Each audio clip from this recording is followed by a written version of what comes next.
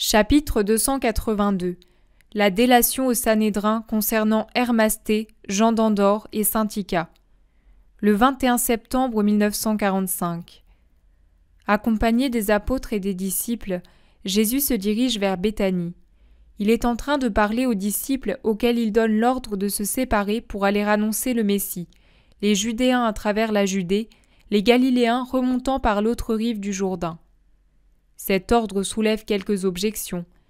Il me semble que l'autre rive du Jourdain ne jouissait pas d'une bonne réputation parmi les Juifs. Ils en parlent comme de régions païennes, et cela offense les disciples qui en sont originaires. Parmi eux, la voix la plus autorisée de tous, le chef de la synagogue de la Belle-Eau, et puis un jeune dont j'ignore le nom, défendent avec acharnement leur ville et leurs concitoyens. Timon dit « Viens, Seigneur, à Aéra, et tu verras si on ne t'y respecte pas. Tu ne trouveras pas autant de foi en Judée que là. Et même moi, je ne veux pas y aller. Garde-moi avec toi, et qu'un Judéen aille dans ma ville avec un Galiléen. Ils verront comment elle a su croire en toi sur ma seule parole. » Et le jeune dit « Moi, j'ai su croire même sans t'avoir jamais vu, et je t'ai cherché après le pardon de ma mère. Mais je suis heureux de retourner là-haut, bien que cela signifie pour moi devoir affronter les railleries de mes concitoyens mauvais, comme je l'étais moi-même autrefois, et les reproches des bons à cause de ma conduite passée. Mais cela ne m'importe guère, je te prêcherai par mon exemple. Tu as bien parlé, tu feras comme tu l'as dit, et puis je viendrai. Toi aussi, Timon, tu as bien parlé. Hermas ira donc avec Abel de Bethléem de Galilée pour m'annoncer à Aéra, alors que toi, Timon, tu resteras avec moi. Toutefois, je ne veux pas de ces discussions. Vous n'êtes plus des Judéens ou des Galiléens, vous êtes les disciples, cela suffit. Le nom et la mission vous mettent au même rang pour ce qui est de la région, de la catégorie, de tout. Il n'y a qu'une seule chose où vous puissiez vous distinguer, c'est la sainteté. Elle sera individuelle et proportionnée à ce que chacun saura atteindre. Mais moi, je voudrais que vous arriviez tous au même degré, la perfection. Voyez-vous les apôtres? Ils étaient, comme vous, séparés par l'origine ou autre chose. Aujourd'hui, après plus d'1 an de formation, ils sont uniquement les apôtres. Faites de même, et comme parmi vous, le prêtre est à côté de l'ancien pécheur et le riche à côté de celui qui autrefois mendiait, le jeune à côté du vieillard, faites en sorte de supprimer la séparation d'appartenir à telle ou telle région. Vous avez une seule patrie désormais, le ciel, parce que vous vous êtes mis volontairement sur le chemin du ciel. Ne donnez jamais à mes ennemis l'impression d'être ennemis entre vous. L'ennemi, c'est le péché, pas autre chose. Ils avancent un moment en silence, puis Étienne s'approche du maître et murmure. « Je devrais te raconter quelque chose. J'espérais que tu allais me le demander, mais tu ne l'as pas fait.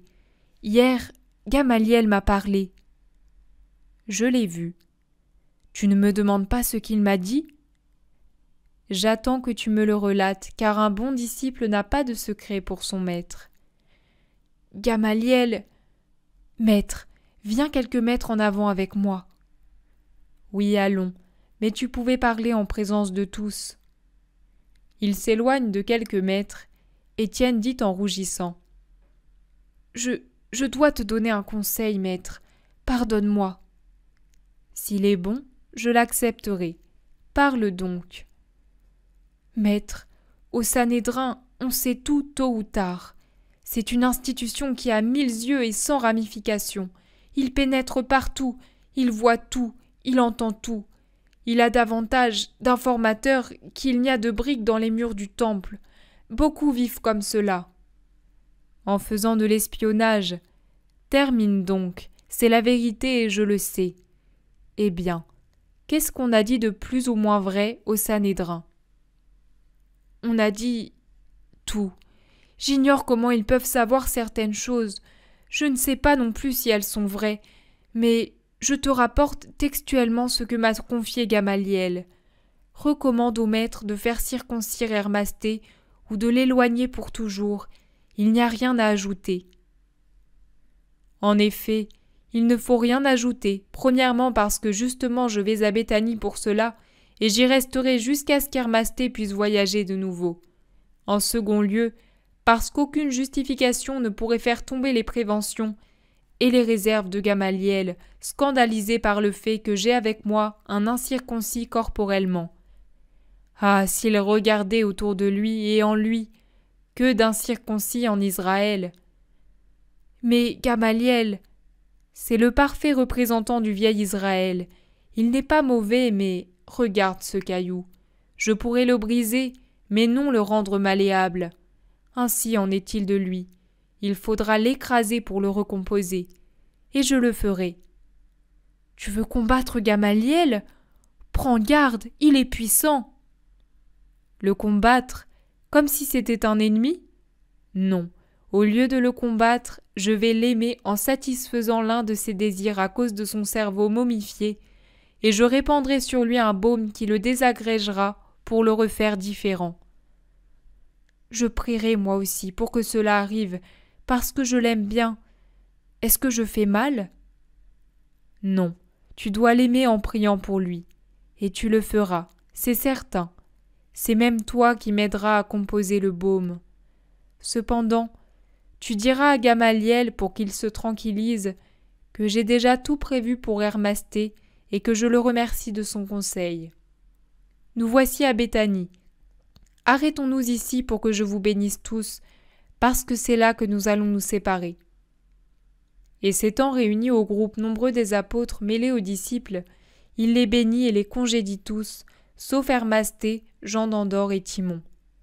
Puis, avec ceux qui sont restés, il fait rapidement les quelques pas qui le séparent de la grille de Lazare, déjà grande ouverte pour le recevoir, et il entre dans le jardin en levant la main pour bénir la maison hospitalière, dans le vaste parc dont les maîtres de maison et les saintes femmes se trouvent ici et là, et qui rit des courses de Marsiam à travers les sentiers ornés des dernières roses.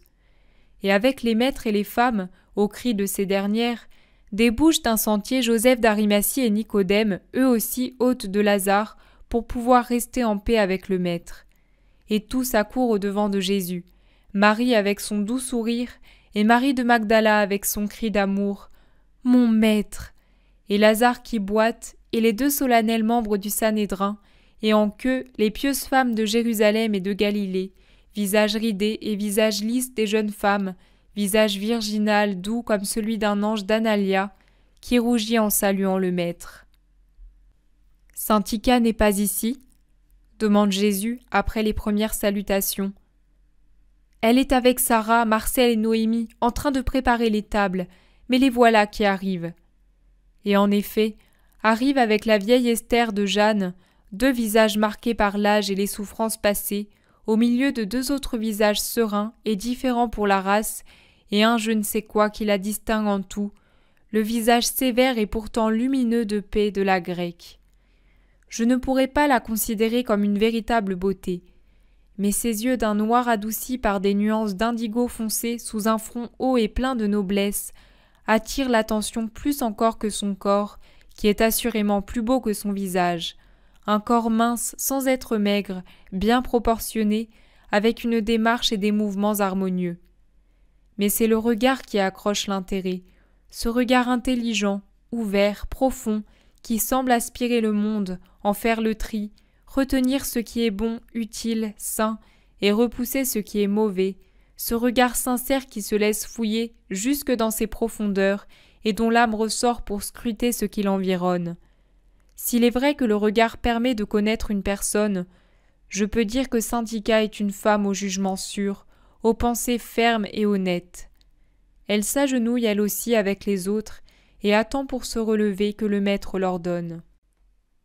Jésus s'avance à travers le vert jardin jusqu'au portique qui précède la maison, puis il pénètre dans une salle où les serviteurs sont prêts à offrir des rafraîchissements et à aider ceux qui arrivent à faire les purifications qui précèdent le repas. Alors que toutes les femmes se retirent, Jésus reste avec les apôtres dans la salle, tandis que Jean d'Andorre va avec Hermasté dans la maison de Simon le Zélote pour déposer les sacs dont ils sont chargés. « Ce jeune homme qui est parti avec Jean le Borgne, c'est le Philistin que tu as accepté ?» demande Joseph. Oui, Joseph, comment fais-tu pour le savoir? Maître, Nicodème et moi, nous nous demandions depuis quelques jours comment nous pouvions le savoir et comment les autres du temple peuvent malheureusement le savoir. Mais ce qui est certain, c'est que nous sommes au courant.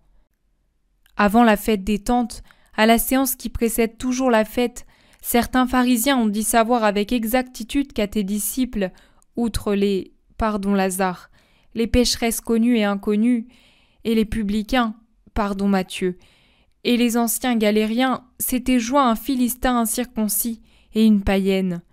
Pour ce qui est de la païenne, qui est certainement Syntycha, on comprend que l'on puisse le savoir, ou du moins le deviner.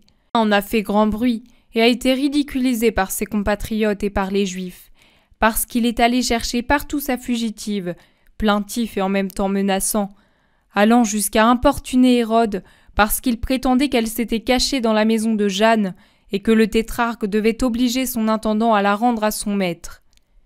Mais que parmi tant d'hommes qui te suivent, on puisse savoir que l'un d'eux est philistin et incirconcis, et qu'un autre était autrefois galérien. C'est étrange, très étrange. Tu n'en as pas l'impression? Oui et non. J'y pourvoirai pour Syntycha et pour l'ancien galérien. Oui, tu feras bien, surtout d'éloigner Jean d'Andorre. Il ne fait pas bon effet dans ta troupe. Joseph, serais-tu devenu pharisien? Demande sévèrement Jésus. Non, mais... Et moi, je devrais humilier une âme qui s'est régénérée par quelque sauce scrupule de pur pharisaïsme? Non, je ne le ferai pas. Je vais pourvoir à sa tranquillité, à la sienne, pas à la mienne. Je veillerai à sa formation, comme je veille à celle de l'innocent Marziam. En vérité, il n'y a pas de différence dans leur ignorance spirituelle. L'un dit pour la première fois des paroles de sagesse parce que Dieu lui a pardonné, parce qu'il est né à nouveau en Dieu, parce que Dieu a attiré à lui le pécheur. L'autre les dit parce que, passant d'une enfance brisée à une adolescence sur laquelle veille l'amour de l'homme en plus de celui de Dieu, il ouvre son âme comme une corolle au soleil, et le soleil l'éclaire par lui-même. Son soleil, Dieu. Et le premier va dire ces derniers mots. Vous n'avez pas Dieu pour voir qu'il se consume de pénitence et d'amour? Ah, en vérité, je voudrais avoir beaucoup de gens d'Andorre en Israël et parmi mes serviteurs. Je voudrais que vous ayez son cœur, toi aussi Joseph, et toi Nicodème, et surtout celui qui l'a dénoncé, l'abject serpent qui se dissimule sous l'apparence d'un ami, et qui est un espion avant d'être un assassin. Le serpent qui envie à l'oiseau ses ailes et lui tend des pièges pour les lui arracher et le jeter en prison. Ah non, l'oiseau va se changer en ange, et même si le serpent pouvait s'emparer de ses ailes, mais il ne le pourra pas, une fois adaptée à son corps visqueux, elle se changerait en aile de démon. Tout délateur est déjà un démon. Mais où est cet individu? Dis-le-moi pour que je puisse aller tout de suite lui arracher la langue, s'écrie Pierre. Tu ferais mieux de lui arracher ses dents venimeuses, dit Jude.